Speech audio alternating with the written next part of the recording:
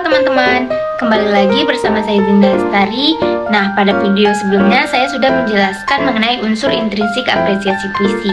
Nah, pada video kali ini saya hanya akan menjelaskan langkah-langkah mencari tema dan membedah suatu karya sastra. Tetapi unsur intrinsik yang akan saya bedah di sini hanya tema, amanat, dan gaya bahasa.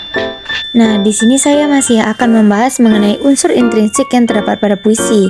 Namun, sebelum itu kita harus tahu dulu apa itu puisi. Nah, jadi puisi adalah jenis karya sastra yang mengutamakan keindahan diksi atau kata-kata agar menarik dan dapat menggugah emosi pembaca maupun pendengarnya.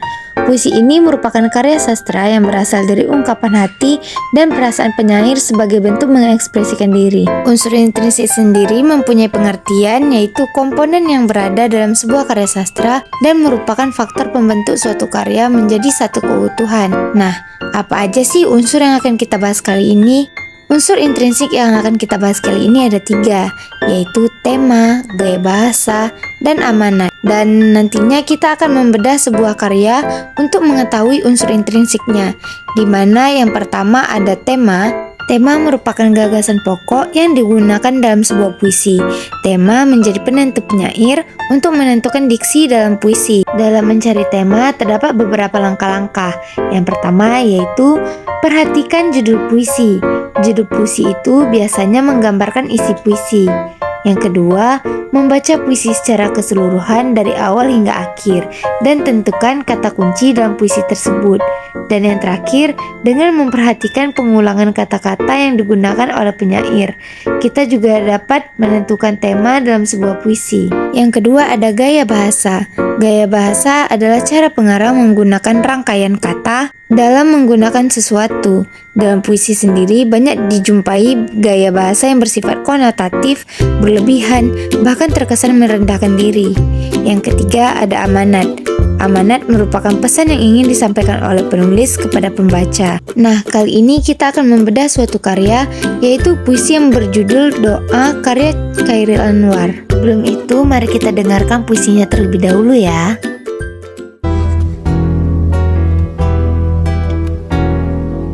Tuhanku, dalam termangu aku masih menyebut namamu.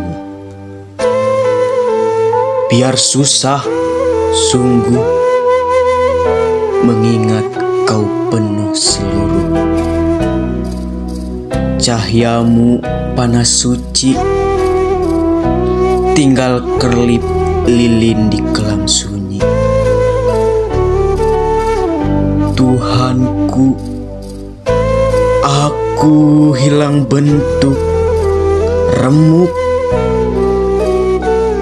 Tuhanku, aku mengembara di negeri asing. Tuhanku, di pintumu aku mengetuk. Aku tidak bisa berpaling.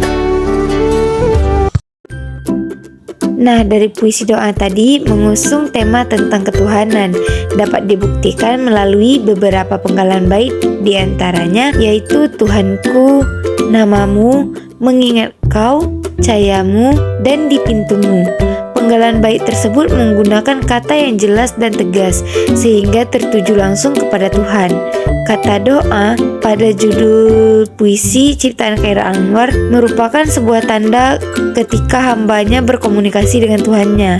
Selain itu, penggalan bait di atas juga dapat menjelaskan mengenai hubungan manusia dengan Tuhannya. Lalu unsur intrinsik yang kedua ada gaya bahasa. Gaya bahasa pada puisi doa karya Chairil Anwar yang pertama yaitu ada majas hiperbola. Majas hiperbola digunakan oleh penyair untuk melebih-lebihkan sesuatu, seperti pada bait Tuhanku, aku mengembara di negeri asing. Penyair juga mengembara di sebuah tempat yang jauh, yaitu negeri asing. Meskipun mengembara di negeri asing, penyair tetap ingat dan patuh akan Tuhannya. Yang kedua, pada bait Tuhanku, aku hilang bentuk, remuk. Dalam bait ini, penyair menyebut nama Tuhan dengan menggambarkan tubuhnya yang hilang bentuk dan remuk. Penyair juga merendah dan berserah diri kepada Tuhannya agar diberikan pertolongan atas permasalahan dalam hidupnya. Dan yang terakhir pada bait biar susah sungguh mengingat kau penuh seluruh. Pada bait ini penyair tidak dapat berpaling dari Tuhannya. Hal tersebut dikarenakan dalam keadaan apapun harus tetap ingat kepada Tuhannya. Niscaya Tuhan akan memberikan pertolongan serta kemudahan. Yang kedua yaitu ada majas metafora. Majas metafora ini membuat perbandingan antara dua hal atau benda untuk menciptakan suatu kesan mental yang hidup walaupun tidak dinyatakan secara eksplisit dengan penggunaan kata-kata seperti ibarat, hak, sebagai, umpama, laksana, dan lain-lain. Majas metafora pada puisi doa karya Khairil Anwar ini pada bait aku mengembara di negeri asing. Dalam bait ini penyair membandingkan kesungguhan dalam menyampaikan doa kepada Tuhannya dengan mengembara di negeri asing. Nah, unsur intrinsik pada puisi doa yang terakhir yaitu ada amanat. Sesuai dengan tema yang diangkat, puisi doa ini berisi amanat kepada pembaca agar menghayati hidup dan selalu merasa dekat dengan Tuhan. Agar bisa melakukan amanat tersebut, pembaca bisa merenung seperti yang dicontohkan penyair. Penyair juga mengingatkan pada hakikatnya hidup hanyalah sebuah pengembara di negeri asing yang suatu saat akan kembali juga. Hal ini dipertegas penyair pada bait terakhir. Seperti Tuhanku, di pintumu aku mengetuk, aku tidak bisa berpaling.